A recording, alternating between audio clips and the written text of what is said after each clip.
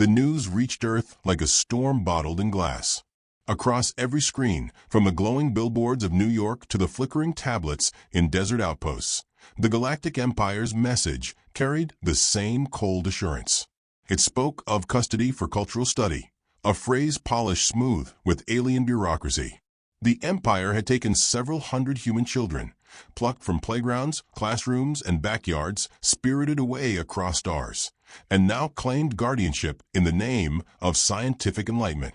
The words were meant to soothe, to mask an act that should have sounded noble.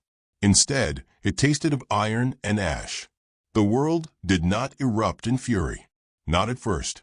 There were no mass riots or endless rows of burning cars. Humanity, contrary to alien expectation, did not shriek. Instead, the first ripple was laughter. A shaky, bitter sort of laughter, but laughter nonetheless. Memes bloomed online within minutes, the human nervous system of defiance kicking into gear. A popular one showed a wide-eyed alien holding a shrieking toddler captioned, "Good luck with bedtime, buddy." Another showed a school bus floating in orbit, children pressing their faces to the glass, while alien scientists clutched their heads. Beneath the humor, though, pulsed something quieter, a waiting silence. The Galactic Council convened that very cycle, voices echoing through the marbled chamber of their station. Representatives of a dozen species debated in tones sharp as broken crystal. Some were amused, their eyes narrowing at the thought of Earth's impotence. Others shifted uneasily, feeling something off about the stillness that came from the blue planet below. The Harkonnen envoy, scales glinting under the chamber lights, clicked his jaws in disdain. Humans are primitives. They invent games where inflated sacks of air are kicked about, and they drown themselves in fermented sugar water. They will forget their offspring by the week's end. A Valen matriarch unfurled her translucent fronds, her voice soft but cutting. Perhaps. But I recall what they did when only one city fell to fire a century ago. Their answer was not forgetfulness. It was ash across half a world. The chamber stilled, briefly. Memory had weight even here. But it passed quickly, swallowed by arrogance. Surely, the humans had softened. Surely, they were civilized now. On Earth, cameras swiveled as a tall, broad-shouldered man in a perfectly pressed uniform stepped to the podium in Washington. General Nathaniel Briggs was not young. His hair carried threads of steel at the temples, his smile lined with decades of war rooms and funerals. Yet his voice carried a warmth that settled on listeners like a familiar blanket. He spoke slowly, carefully, each word chosen as if it were a card placed face down on a table. "We appreciate," he said, pausing to sip from a mug of coffee, "the Galactic Empire's cultural curiosity." His smile held, faint, polite. "We trust you will take good care of our little ones. Earth has always believed in the value of exchange. We'll be visiting soon." The reporters chuckled nervously. Politeness radiated from him, but beneath the rhythm of his voice was a cadence only soldiers heard. It was not surrender. It was a lullaby before the storm. Briggs adjusted his cuffs and stepped down from the podium without flourish, as though he had simply given instructions for a bake sale. The Empire, listening across channels, heard the smile and missed the silence beneath it. They heard courtesy and mistook it for weakness. Meanwhile, aboard a sterile station orbiting a blue and green marble, alien caretakers faced their first taste of humanity in its rawest form: children. Reports filtered back through encrypted lines, increasingly panicked. A 7-year-old had discovered the concept of sarcasm and infected her entire cell block with it, dismantling morale faster than any chemical agent. A 9-year-old boy insisted on teaching guards yo mama jokes, which proved untranslatable, but somehow devastating to the alien's fragile pride. One guard reportedly resigned after a child explained knock-knock jokes for 6 straight hours without pause. An exhausted scientist wrote in his log, "Subjects refuse neural scans." Subject H24 repeated phrase, "Are we there yet?" until 4 researchers broke into sobbing fits. Further study required. The children themselves were unbroken. Frightened at first, yes, but children adapt. They turned captivity into playground. They ran circles around their watchers, tested boundaries with the same reckless creativity their species had weaponized for millennia. In another context, it might have been comedy. In this one, it was the sound of the fuse burning down. Back in the council chamber, debate simmered again. An elder of the Quran, a species who had fought and bled across eons, leaned heavily on his staff. His voice rasped like wind across sand. "Do not laugh," he warned, eyes flickering toward the smug Harkonnen envoy. "You think them harmless. I have seen that smile before. It is the smile of the wolf who has already decided you are dinner." But the warning was dismissed with a wave, buried under pomp. Too many empires had grown fat, believing themselves immortal. Too many mistook patience for submission. In the dim quiet of his office, General Briggs stared at a wall of photographs. Faces of the missing children. Some grinned gap-toothed. Others wore school uniforms, hair askew. All of them stared back at him like anchors. He placed his coffee aside and folded his hands. To those who entered, he would seem calm, polite as ever. But his eyes told another story. They were the eyes of a man who had read histories written in fire. The eyes of a father who understood what lines must never be crossed. When his aide entered, a young captain, nervous with unspent fury, Briggs only smiled. "Fetch the list," he said gently. The captain hesitated, then handed over a slim folder. Inside were coordinates, supply routes, names. Briggs leafed through them with the patience of a gardener inspecting seedlings. Each note marked not data, but destiny. "They think we are civilized," Briggs murmured, almost to himself. "That we have tamed ourselves." His finger tapped a line of text, once, twice, as if testing the strength of it. Then his smile curved sharper. Time to turn off the porch light. Across the stars, children were teaching alien guards the rules of dodgeball, using food trays as shields and laughter as war cries. A girl of 10, freckles scattered across her nose, shouted, "You're out," at a towering armored sentinel. And for the first time in his service, the sentinel felt shame. The alien overseers recorded baffled. "Subject insists game is law." Refusal to comply results in group scorn. Social hierarchy collapses instantly under juvenile enforcement. Recommend further observation. And still, Earth remained calm. The memes slowed, the laughter dulled, and in its place came something far quieter. Streets emptied not in chaos, but in order. Supply chains moved under cover of night. Satellites winked out of orbit, not with accidents, but with intention. The world began to hum with an energy the aliens had not predicted. Silence before thunder. In the Galactic Council, one final debate stirred. The Valen matriarch spoke again, her fronds quivering. "They do not rage, and that should terrify you. Have you never noticed how they laugh before the knife falls? How they sing before war?" She gestured to the recordings of their children, unbowed, chaotic, relentless. "The young are mirrors. If these are their children, what are their parents?" Silence weighed heavy. Some shifted uncomfortably, but the arrogance still sneered. They would learn soon enough. That evening, General Briggs stood at his window, overlooking the Potomac. The water was black glass, disturbed only by the faint ripple of a patrol boat cutting across it. His reflection stared back at him, a man carved from patience and fury in equal measure. He lifted his mug once more, the steam curling upward like a ghost. For a moment, he thought of the abducted children not as soldiers in waiting, but simply as children, scared, confused, clinging to each other in strange alien halls. The thought clenched something deep in his chest. His aide lingered at the doorway. "Sir, what do we tell the press tomorrow?" Briggs turned, his smile slow and steady, every inch the polite gentleman. "Tell them," he said softly, "that Earth is sleeping with one eye open." The aide nodded, though his hands trembled. He did not yet understand. Few did. But they would. In orbit, alien scientists attempted another round of psychological analysis. A 5-year-old girl refused the test, instead offering the examiner a crayon drawing of her family and a house under a sun. When the alien asked what it meant, she answered simply, "It's home. You don't have one like it. That's why you don't understand." The examiner found himself unable to speak for several minutes, shaken in ways he couldn't name. The reports stacked higher, each more troubling than the last.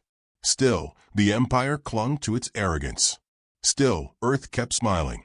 But in the quiet heart of Washington, as General Briggs closed the folder of coordinates, his voice dropped low enough that only the walls might have heard. "Fetch the axe," he whispered. The embassy hall gleamed like a sculpted jewel, its walls rippling with refracted light, every surface polished until it gleamed with the sterile perfection of a species that thought intimidation came from architecture. To human eyes, it was beautiful but brittle, as though a single hard knock might shatter the place into shards. General Nathaniel Briggs walked beneath the glittering vaults with his usual easy stride, his polished shoes clicking faintly on the mirrored floor. He looked, to anyone watching, like a man headed to a formal dinner, posture relaxed, smile faint but genuine, a thermos tucked under one arm, as though he'd come bearing a friendly gift rather than the quiet edge of war. A hush fell as he entered. The alien envoys shifted, their various forms bristling in subtle gestures of disdain or unease. The Harkonnen envoy, a tall, reptilian figure draped in scales like living armor, clicked his serrated jaws in mockery. The Valen matriarch trembled her translucent fronds, radiating what among her kind was cautious curiosity. Others whispered behind their masks or adjusted their robes, watching the human as though expecting a sudden outburst, a roar of grief. The uncivilized noise they believed his kind incapable of controlling. Instead, he poured himself coffee. The rich, bitter steam drifted upward, cutting through the sterile citrus tang of the chamber. Briggs unscrewed the lid with deliberate calm, filled a small porcelain cup he had brought himself, and lifted it with both hands as if he were toasting old friends. "I thank you for receiving us," he said warmly. His voice carried across the chamber without strain, firm and measured, the timbre of a man who had spent his life speaking so others would listen. "It is always a pleasure to meet neighbors, even when the circumstances are unusual." The translator drones hummed, repeating his words into tongues of crackle, chirp, and pulse. The envoys shifted. Some chuckled. The Harkonnen envoy did not. "Unusual." His teeth gleamed. "We have done what empires do. We selected a sample. Your offspring will serve the sciences of 1,000 worlds. You should be honored." Briggs sipped his coffee. His eyes crinkled at the corners, the polite smile never faltering. Honor is an interesting word. Back home, it means treating guests with respect. It means not walking off with someone's children while insisting it's for their own good. He set the cup down gently, the sound of porcelain on metal ringing louder than it should have in the silence that followed. Aides behind him opened slim folders and laid photographs on the gleaming table. Not dossiers, not classified data, simply images. Children, smiling, gap-toothed mid-laugh. A girl with freckles, a boy clutching a baseball glove, a set of twins mugging at the camera, as though they could not take anything seriously.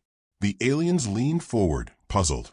They had expected pleas for sympathy, perhaps evidence of anguish. Instead, they were met with joy frozen in still frames, a defiance more unnerving than grief. Briggs leaned forward, folding his hands. "We wanted you to see their faces, to understand something you may have overlooked." The Valen matriarch tilted her fronds, a ripple of unease shivering through her body. "What have we overlooked, General?" "That when you took them," Briggs said softly, "you didn't just take individuals. You touched something far larger than you understand. You touched what we would kill to protect." He let the words linger, heavy but calmly spoken, as if explaining a simple fact about gravity or rain. The Harkonnen envoy laughed, a harsh rasp. "You smile. You joke. You offer us pastries." His claws flexed against the table. "Is this what humanity has become? You hide your rage behind confections." Briggs slid a plate across the table. A slice of apple pie sat neatly upon it, its crust golden, the cinnamon rising in warm spirals. "You'll forgive me," he said mildly, "for thinking diplomacy goes better with dessert. Back home, we share food to remind ourselves that negotiations should end with full stomachs, not spilled blood." The envoy recoiled, fronds quivering in distaste. You would poison us? Briggs chuckled, shaking his head as he took a bite himself. On the contrary, this is cinnamon. Sweet, warm, soothing. I recommend it for tense discussions. He chewed, swallowed, dabbed the corner of his mouth with a napkin. You'll find humans rarely offer what they won't take themselves. The envoys exchanged murmurs, uncertain whether the act was insult, threat, or cultural absurdity. To share food so easily, to seem so unguarded, it unsettled them more than hostility would have. General Briggs, one envoy finally pressed, voice strained. You speak with riddles. You mask your intent behind humor. What does humanity truly mean to do? Briggs's gaze softened, his voice turning almost fatherly. Our intent is simple. We intend to bring our children home. And when we do, we intend to tidy up the galaxy. Consider it spring cleaning. The translator hesitated on the last phrase, struggling to find an equivalent. When it did, the alien delegates flinched, the meaning too clean, too final. Meanwhile, reports streamed in from the research stations. The children were proving impossible to contain. Guards complained of headaches, confusion, inexplicable emotional breakdowns. A 12-year-old had organized a tournament of a game called dodgeball using ration crates. Another group staged what they insisted was a school play, casting guards as unwilling extras. Their lines mocked until they broke into shouting. The most alarming report described a 5-year-old who convinced an entire wing that it was opposite day, leading to catastrophic failures of command as orders were gleefully reversed. A researcher filed a note in despair. Subjects are immune to psychological conditioning. Worse, they are conditioning us. Recommend immediate reassessment of project parameters. Back in the embassy, the envoys continued to press. The Valen matriarch trembled as she spoke. You speak softly, General, but your silence carries unease. Your people do not protest. They do not riot. They wait. Why? Briggs smiled, tilting his head as though considering a child's question. We have another saying, matriarch. Anger is loud. Revenge is silent. You hear no noise from us because we are listening to you. We are making plans. The Harkonnen envoy's claws scraped the table. You threaten the Empire? Briggs leaned back, the picture of calm. He lifted his coffee once more, took a slow sip, and set it down. Threaten? No. I'm merely letting you know we're awake. The chamber vibrated with a low murmur of alien voices. Some mocked, still convinced of human weakness. Others shifted in quiet fear, recalling the stillness before storms on their own worlds. On the station, the chaos of children spread further. One boy discovered the aliens' communication devices and began prank-calling other sectors, declaring invasions that did not exist. Fleets scrambled before realizing it was a child's voice, laughing uncontrollably at their confusion.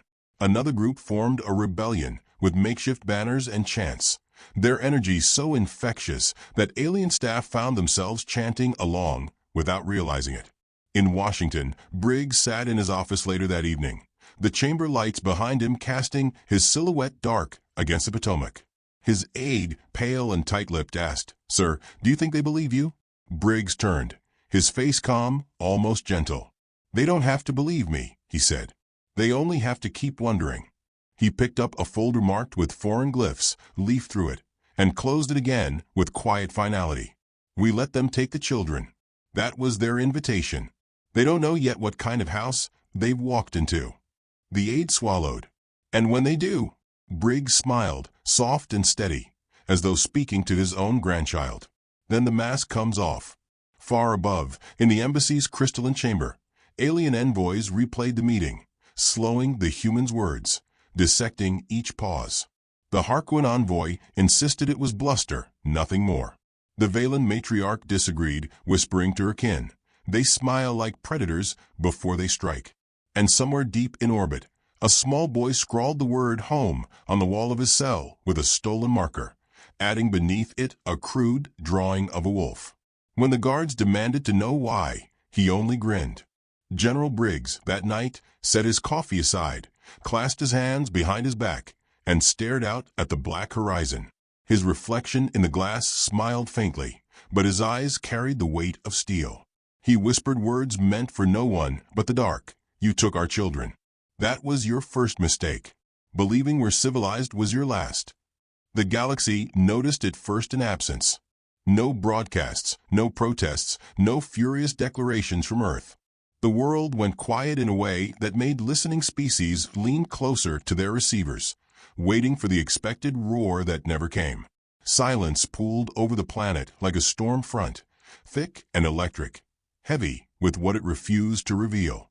Fleets of the Empire orbited cautiously, their sensors humming across oceans and deserts, finding nothing unusual, only the steady rhythms of a planet watching and waiting. General Nathaniel Briggs stood at the command deck of a vessel that, on paper, did not exist. It had once been an Ohio-class submarine, steel and silence born for deep oceans. Now it sailed the black, its hull fitted with scavenged drives and armor stripped from downed alien craft, stitched together with human stubbornness and ingenuity. The crew moved with the precision of predators preparing to strike, but Briggs remained calm, hands folded behind his back, his faint smile unchanging. "Status?" he asked, as though inquiring about weather for a picnic. "All teams in position, sir," his aide replied, voice low but taut. "They still don't suspect a thing." Briggs nodded once. "Then let's be neighborly. Time to knock on the door." The first breach was almost absurd in its simplicity. A squad of human special forces, disguised in janitorial uniforms stolen from an alien supply ship, wheeled mop buckets down the gleaming corridors of the Empire's flagship. Their faces were neutral, their strides unhurried. Guards glanced their way, dismissed them, and returned to their duties. One soldier leaned on his mop handle and whispered into the comm, cleaning crews in position. Time to tidy up. When the explosions came, they were small at first, like muffled thunder, carefully placed charges blooming in systems the aliens thought untouchable. Lights flickered, alarms whined. The guards turned in confusion, just in time to see the janitors drop their mops and unshoulder rifles. What followed was swift, merciless, and darkly humorous.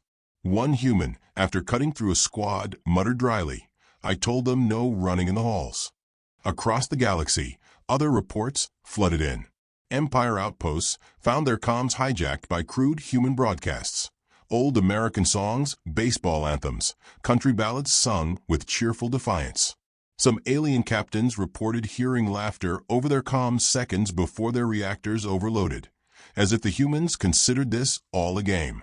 In the council chambers, panic began to ripple. Delegates demanded answers, demanded explanations, demanded someone admit how the humans had slipped past fleets and sensors designed to watch 1,000 worlds. A young officer whispered to his commander, "They do not calculate like us. They play. And play is not something we know how to fight." Meanwhile, in the detention halls where the abducted children were kept, chaos had transformed into rebellion. The guards had underestimated the persistence of games. 10-year-olds turned cafeteria trays into shields, plastic utensils into makeshift swords. A 12-year-old with a shock of red hair led raids on supply closets, returning with armfuls of sweets and laughing as though it were Halloween. The guards tried to restore order, but the more they resisted, the more the children invented new rules, new games, new ways to break authority apart. One report, desperate and near incoherent, read, "Subjects have organized something called Capture the Flag. They have taken over Sector C and declared independence. Guards are now prisoners. Request immediate reinforcements." Back on Earth, news anchors spoke little. Civilian life seemed strangely calm, as if nothing were amiss. But in quiet fields, silos opened. In mountain bases, long silent hangars filled with the sound of engines waking. Farmers whispered to neighbors in the language of readiness. The silence of Earth was not absence. It was the sound of teeth bared in the dark. Briggs addressed his crew in that same quiet tone, his voice carrying not fury but certainty. "They believe we are civilized," he said, eyes sweeping over faces grim with anticipation. "They believe we've traded our fangs for silverware. But tonight we remind them, kindness was a choice. Civilization was a leash we placed on ourselves. And when you take our children," He let the words hang, then smiled faintly. The leash comes off. The battle in orbit erupted without warning. Human ships, mismatched, cobbled together, laughable to look at, moved with precision no algorithm could predict. They wove between enemy formations, slipping through gaps only instinct could find, detonating charges in places alien tacticians had never considered vulnerable. The Empire fought with discipline, with centuries of doctrine. Humanity fought like jazz, improvisation, chaos, beauty in unpredictability. Alien commanders shouted in panic, demanding explanations. None came. A single human broadcast cut through the noise, the voice of a calm general speaking over static. We asked nicely. We smiled at your tables. We even shared dessert. You took that as weakness. You shouldn't have. The words replayed in loops, echoing through alien systems long after the transmission cut. In the research stations, the rebellion of children reached its climax. Guards found themselves locked in cells while 10-year-olds patrolled with stolen keycards, faces painted in crayon war paint. One boy dragged a chair into the central hall, stood upon it, and declared, "This is recess forever." The aliens who heard him shivered, though they didn't know why. The Valen matriarch in council trembled violently. "This is the end," she whispered. "Do you not see? They smile while killing. Their young smile while rebelling. What kind of species does this?" Her question went unanswered, drowned in alarms, as yet another fleet reported crippling losses. On the bridge of his silent ship, Briggs studied the stars with the patience of a farmer watching storms roll in. His aide approached, voice tight. "Sir, they're breaking. They're terrified." Briggs's eyes softened, almost regretful. "Good. Fear is honest. It's the first true thing they've felt since this began." He turned back to the crew. "Continue. But remember, don't be cruel. We're not monsters. We're just parents." The strikes continued. Entire sectors went dark, not with fire, but with sudden, surgical silence. Alien crews who survived spoke of human eyes gleaming behind helmets, faces calm, even cheerful, as though this slaughter were a duty carried out with grim courtesy. A recording leaked later showed a squad of humans standing over a disabled reactor. One soldier, before detonating it, left behind a sign scrawled in English. "Free babysitting service closed. No refunds." The message spread faster than any official communique, searing itself into the memory of every species who saw it. And still, Earth remained quiet. Civilians smiled at markets, children played in streets, but the silence behind it all deepened. A silence not of peace, but of a storm gathering. The galaxy leaned closer, waiting, afraid of what would come when that silence finally broke. In one of the research stations, a small girl stood before a guard, her hands smeared with crayon from the rebellion's makeshift flags. "You don't understand," she said simply. "Our parents are coming." The guard tried to laugh, but the sound broke in his throat. On the command deck, Briggs clasped his hands behind his back, his coffee cooling beside him. "They wanted a sample of humanity," he murmured. "Now they'll see the whole of it." The stars outside flickered as human fleets arrived through wormholes, far more than the Empire believed possible, far more than anyone had imagined Earth could muster. They came in silence, no fanfare, no announcement. Only the quiet promise that something terrible and final was about to begin. Briggs looked at the gathered captains, his voice low, calm, almost kind. "We gave them courtesy. We gave them every chance. Now," he said, smiling faintly as the lights of ships filled the void, "we give them consequence." The stars were burning with war. Across 12 sectors, the orderly formations of the Empire were breaking apart, unraveling under pressure that seemed less like battle and more like a force of nature. Where alien fleets maneuvered in patterns calculated by centuries of doctrine, human vessels appeared with a chaotic precision of predators striking from shadow. They were cobbled together things, patched and welded, nothing elegant in their shapes. But they moved with instinct, not equations, and instinct was something no algorithm could predict. General Nathaniel Briggs stood in the heart of the command deck, the galaxy's violence flickering across the glass before him. His reflection was calm, his hands folded loosely behind his back, a faint smile touching his lips. To the crew, he seemed unshakable, but inside him coiled the steady, ancient fire of a man who knew the weight of what he had unleashed. The silence of Earth had ended. Now it was thunder. Alien commanders screamed across open channels, voices pitched high with desperation. How did they breach our shields? Why do they strike supply lines we never revealed? Why do they laugh when they die? No one answered them. Human broadcasts flooded their systems instead, an old country ballad, the rhythmic chant of a baseball crowd, fragments of voices calm as dinner conversation. One transmission captured Briggs himself. You took our children.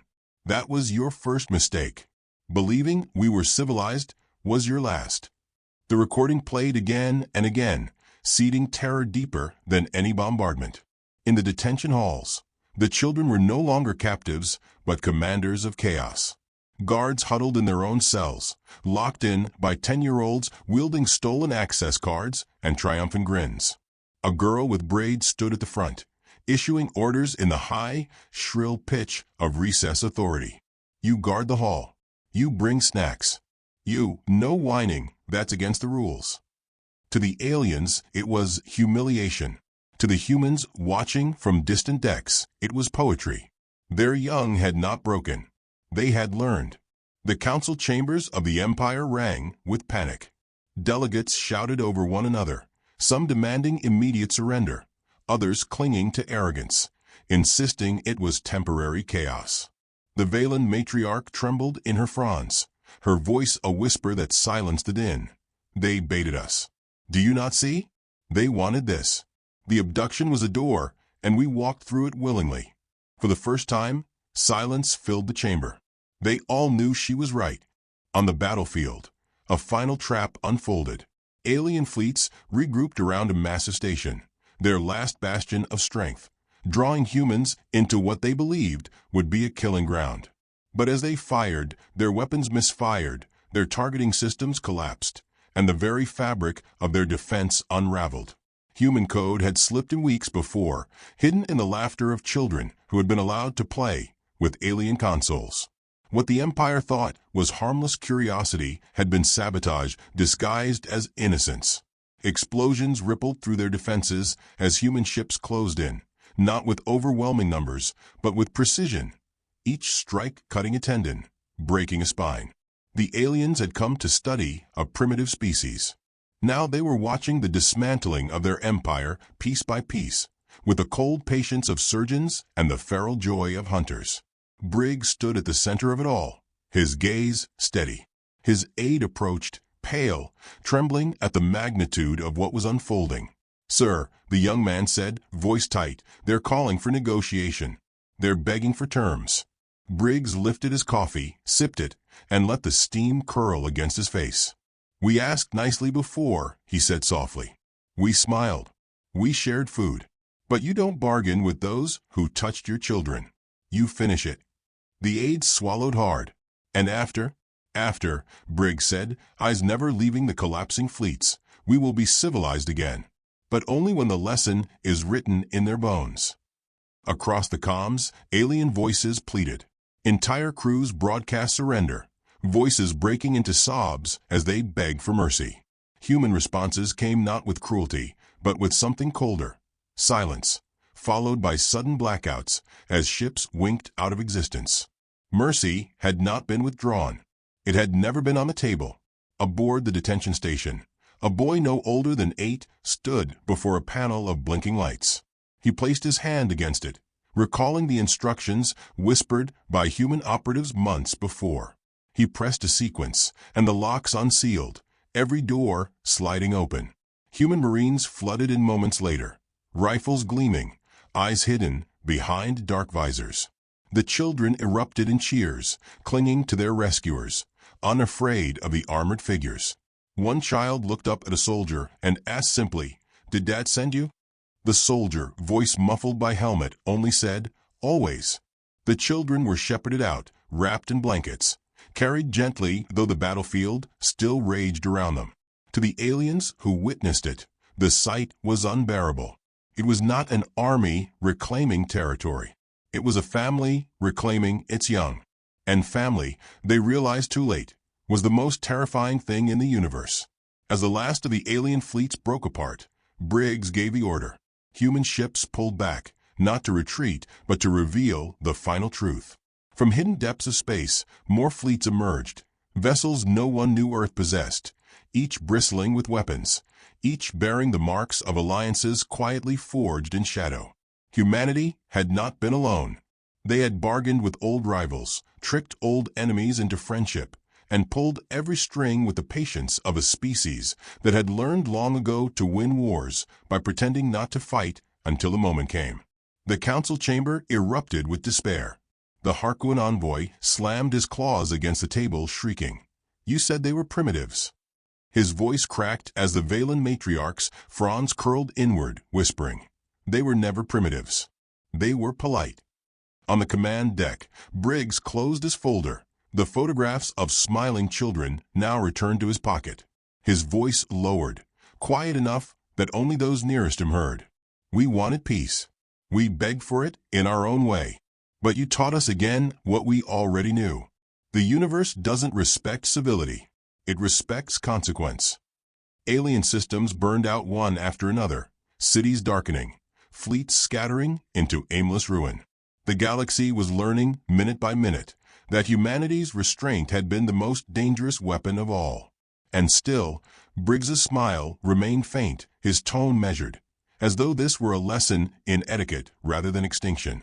"When we say never touch the children," he murmured, "we don't mean it as advice. We mean it as law." The aide, pale and exhausted, asked, "And if they rebuild, sir? If they try again?"